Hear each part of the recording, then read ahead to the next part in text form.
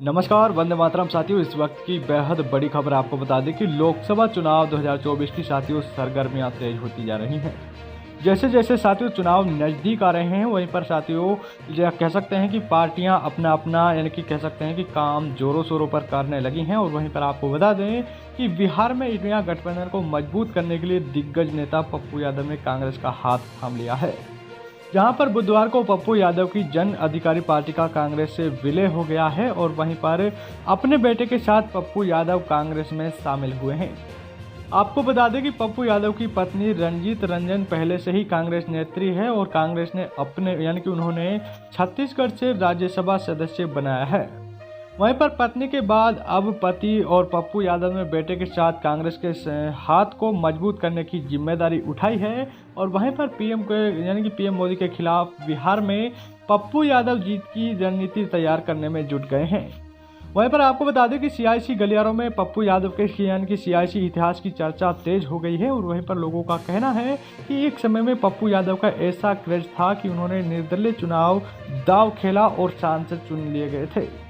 जहां पर इंडिया गठबंधन में आने के बाद उसका यानी कि उनका क्या कह सकते हैं कि जलवा बरकरार रहेगा।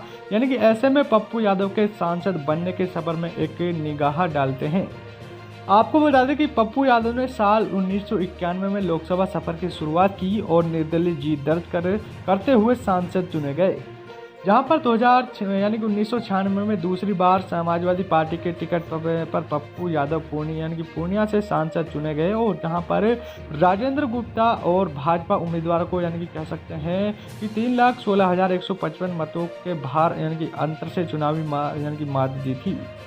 वहीं पर 1998 के लोकसभा चुनाव में भाजपा उम्मीदवार कृष्ण मंडल से 35,817 मतों से हार गए थे। और वहीं पर 1999 के चुनाव में बतौर निर्दलीय उम्मीदवार तीसरी बार कह सकते हैं कि सांसद चुने गए।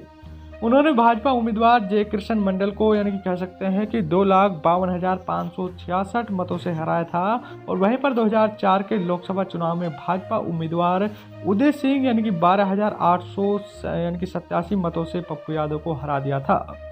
इसी के बावजूद मुकदमे की वजह से पप्पू यादव चुनावी रेस में बाहर हो गए थे। और अब पप्पू यादव इंडिया गठबंधन के साथ चुनावी दाव खेल रहे हैं।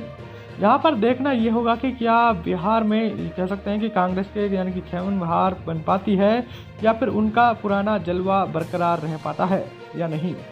साथियों, इस समय की बेहद बड़ी खबर है। ज़्यादा से ज़्यादा शेयर करेगा, वीडियो को लाइक करेगा। और अभी तक चैनल से नहीं जुड़े हैं तो चैनल को जरूर सब्सक्राइब करें, जिससे कि आपको हर महत्वपूर्ण खबरें मिलती रहेगी। धन्यवाद।